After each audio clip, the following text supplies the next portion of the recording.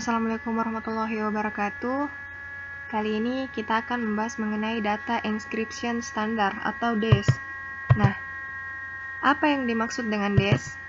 Data Enkripsi Standar atau DES adalah salah satu algoritma kriptografi simetris, yang artinya kunci yang digunakan untuk proses enskripsi sama dengan kunci yang digunakan untuk proses dekripsi.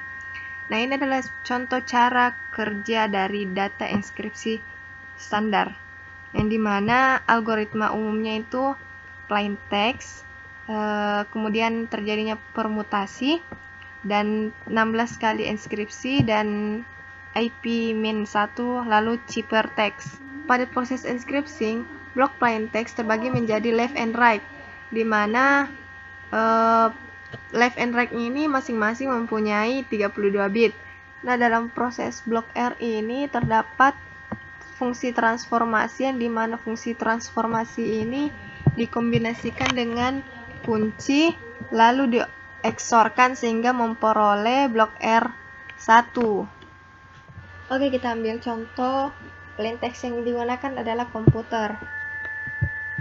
Lalu kuncinya adalah 13, 34, 57, 79, 9B, BC, DF, F1, yang dimana kode binernya seperti ini.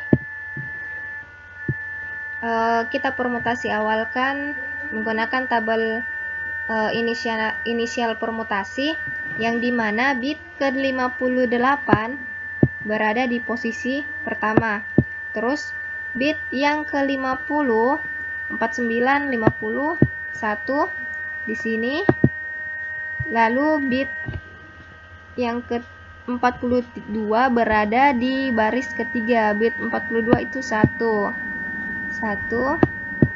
bit yang ke-34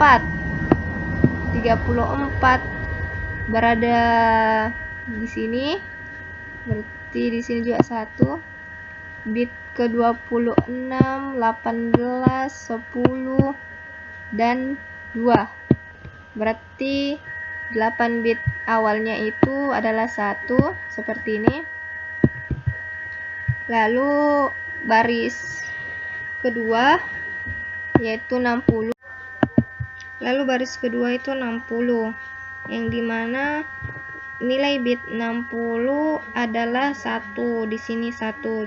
Nah, setelah kita permutasikan, kita pecah bit IP-nya itu menjadi dua bagian, yang dimana L0 nya seperti ini dan R0 nya seperti ini.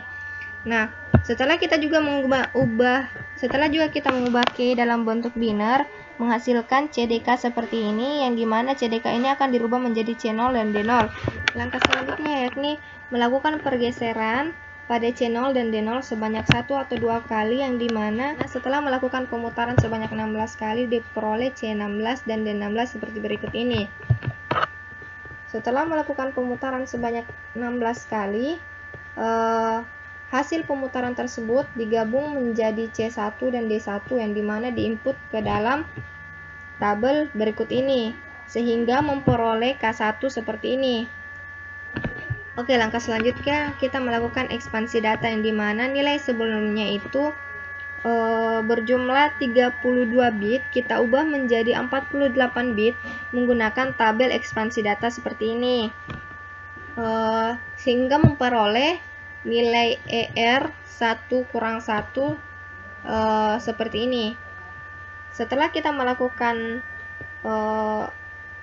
ekspansi data, hasil dari ER1 kurang 1 kita eksorkan dengan K1 sehingga menghasilkan matriks A, yang dimana setelah memperoleh matriks A kita melakukan proses substitusi, yang dimana prosesnya itu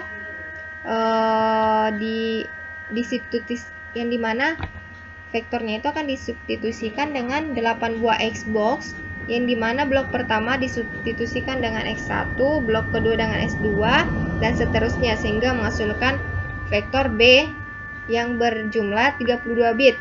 Nah, ini tabel substitusi pertama, kedua, ketiga, 4 sampai 8. Nah, setelah kita mengetahui tabel substitusinya, kita mengambil sampel tabel S1 yang dimana kita konversikan setiap angka yang ada di dalam tabel S1 ini menjadi biner. Nah, kalian coba cek tabel ASCII-nya yang dimana nilai dari 14 binernya adalah 1110. Kita ambil, nah dari vektor A ini, dari blok pertama vektor A ini kita bagi menjadi dua. Yang pertama itu bit pertama dan bit terakhir yaitu 1 dan 0, lalu bit kedua dan sampai bit kelima. Setelah melakukan perpotongan keduanya yaitu 10 dan 0011, kita memperoleh nilai seperti yang ada di tabel warna merah ini, sehingga kita memperoleh data B1 sampai B16. Nah, setelah kita mendapatkan nilai vektor B ini, langkah selanjutnya adalah memutasikan bit vektor B menggunakan tabel VBox. Nah, ini tabel VBox-nya ini. Kemudian kita kelompokkan menjadi 4 blok, di mana tiap-tiap blok memiliki 32 bit data, sehingga memperoleh data seperti ini. Ini 00101000 kita peroleh dari sini 16 nilai bit yang berada di posisi 16, 7, 20, 21, 29, 12, 28, 17. Setelah kita memperoleh hasil PB1, kemudian kita XOR-kan lagi dengan L1 untuk mendapatkan nilai R1, sedangkan nilai LI sendiri diperoleh dari nilai RI kurang 1 untuk nilai 1 kurang sama dengan I kurang sama dengan 16.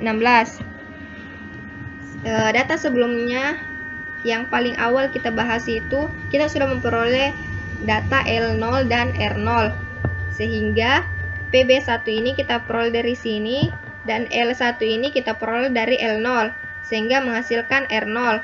Sedangkan L2 kurang 1 ini kita peroleh dari R0, sehingga jika di-XOR-kan menghasilkan R2, sampai kita memperoleh nilai R16 dan L16. Data tersebut kita gabung lalu dipermutasikan menggunakan tabel infer inisial permutasi atau IP-1, sehingga memperoleh data cipher dalam biner seperti ini atau cipher dalam heksa berikut ini. Oke, sekian materi kali ini. Terima kasih. Wassalamualaikum warahmatullahi wabarakatuh.